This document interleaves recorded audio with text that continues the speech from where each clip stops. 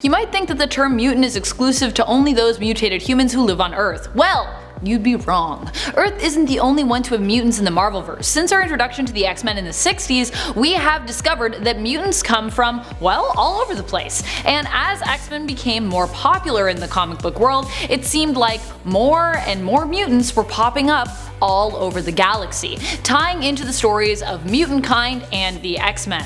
Because, you know, they sold really well. Today we'll be taking a look at some of the less human mutants as we head to outer space and count down the top 10 strongest alien mutants. Be sure to stick around till the end of this list where I will have some bonus content coming your way. Alright, let's get counting. Number 10. Brew. Brew is a unique mutant because of his alien heritage. He is part brood, part mutant. Brew was born with a mutation that allows him to feel compassion.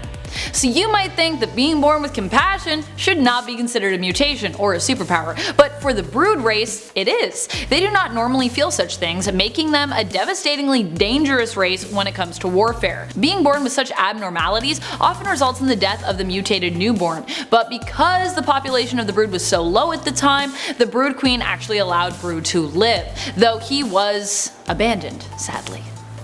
While his mutant ability might not seem strong in the conventional way, it makes him remarkably unique. Add in his genius intellect and you have both a fascinating and powerful mutant. Number 9. Aliyah Bishop. Aliyah is the daughter of Mutant Bishop from the alternate reality of Earth 41001. In that reality, Bishop and the Shi'ar Deathbird fell in love and had a child together, and this child was Aliyah. We first meet Aliyah in the comics traveling around space on the Starjammer spaceship. While she is mutant, we have yet to see her mutant abilities appear in the comics. However, based on what we know of generational mutant families, it can be assumed that her powers would be in the same wheelhouse as her father's and probably be similar to his, involving some kind of energy absorption or manipulation. Regardless, even without her mutant powers, she is fairly deadly, exhibiting skills in both armed and unarmed combat. Aliyah is a skilled fighter, something she likely inherited from both of her parents. Number 8. Zakan. Zakan is part of Cadre K, a group of Skrull mutants similar to the X-Men. Skrull mutants who fight for mutant rights and equality with the same dream as Charles Xavier. In fact, they've even fought with Charles Xavier before. Zakan is therefore not just a shapeshifter, but also possesses the mutant power of telepathy and telekinesis. She can use her mutant powers to control minds, erase memories, create illusions, and in dire situations, move objects. When she touched Rogue, it was shown that her telepathic powers were so great that she inadvertently boosted Rogue's ability to absorb memories, amplifying and mutating it. Number 7. Ultra Girl. Ultra Girl is Susanna of the Kree, or Susanna Sherman on Earth. They're spelled differently, but they sound the same. Much of her past remains a mystery. She is adopted and was raised on Earth, though the Kree kept an eye on her, as she was prophesied to bring great glory to the Kree Empire by defeating some of their greatest enemies. At least some of the greatest enemies of the pink-skinned Kree.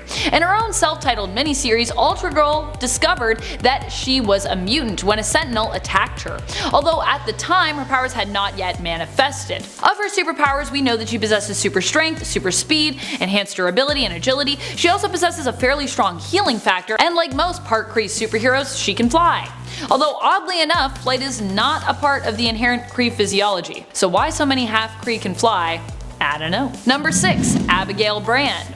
We don't know where her father was from or who her mother is, but what we do know is that Abigail Brand is half alien, half human, and a mutant to boot, which she gets from her mother's side. She is known for being the tough, no-nonsense head of SWORD, an area of S.H.I.E.L.D. that is known for focusing on guarding the Earth against extraterrestrial threats. Her mutant power grants her the ability of pyrokinesis. She can heat up her hands and make contact with beings or materials, burning them or even burning through them. She can also control the level of heat that she emits. Her alien heritage also gives her a tongue that allows her to be able to speak alien languages that humans cannot. Number 5. Adam X. Adam X originally worked for Martin Strong, who gave him his name, as a hound rounding up mutants. A bloodhound. He is from Shi'ar but lost his memories about his past at some point during his time on Earth. In working for Strong, he found himself in conflict with the X-Force, who eventually convinced him to join them in taking Strong down and using his powers to defend mutants as opposed to track and catch them. Adam X's mutant powers allow him to electrically charge blood,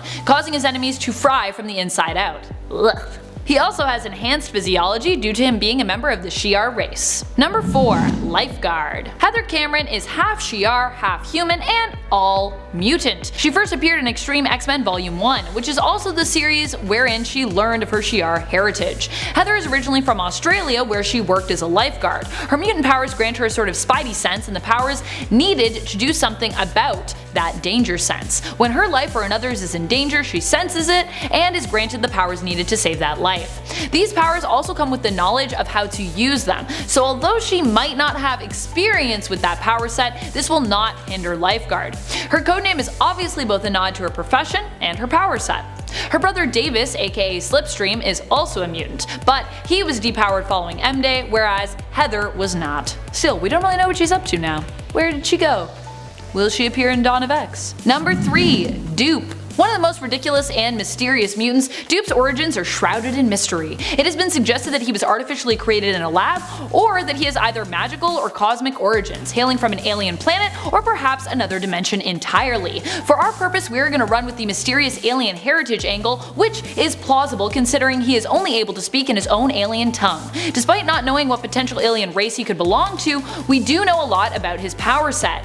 Doop has the powers of resurrection, flight, has a genius intellect, can alter his size, and is capable of emitting psionic blasts. He has also shown that he is capable of using magic and breaking the fourth wall. In fact, his seeming awareness that he exists in comics allows him to also be a powerful teleporter. He can travel through space and time by moving between the margins within comics. I know, it's cool. It's a cool ability. Number 2. Sponge. Sponge is another member of the Cadre K, the Skrull mutant version of the X-Men. His powers allow him to absorb energy. He can then rechannel said energy through his body, using it to make him durable or blasting it back at his targets with concussive force. Beyond that, his powers also seem to let him absorb skills and talents as well when connected to other Skrull mutants via the member of the Cadre K Neuro, who can tap into and link the nervous systems of his teammates through touch. So we really are talking about all kinds of crazy types of energy absorption when we're talking about Sponge. Like, it's cool if you're not a pilot and you can be like, now I know how to pilot a ship. I don't know why I did a weird voice for that. That's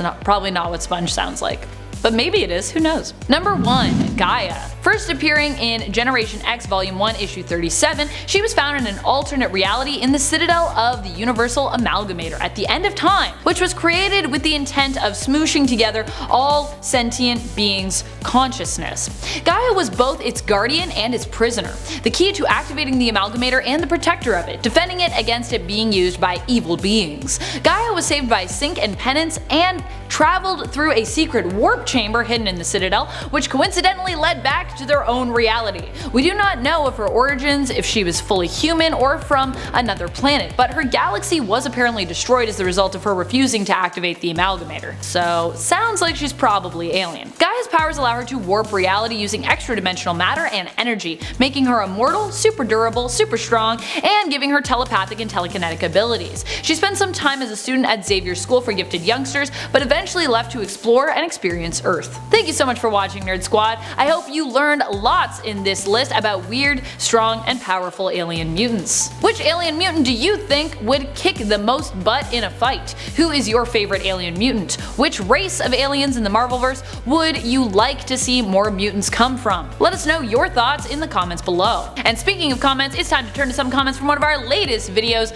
Top 10 Superhero Disguises That Actually Suck. Rob Turner comments, sad confession, I can't mock the Superman thing. I was on the bus and talking to someone about my work at the warehouse. I asked the man, where do you work? And he said, I'm your manager. I then realized he didn't have his glasses on. Also, if you have seen it, the Captain Amazing speech in Mystery Men is the perfect riff on this.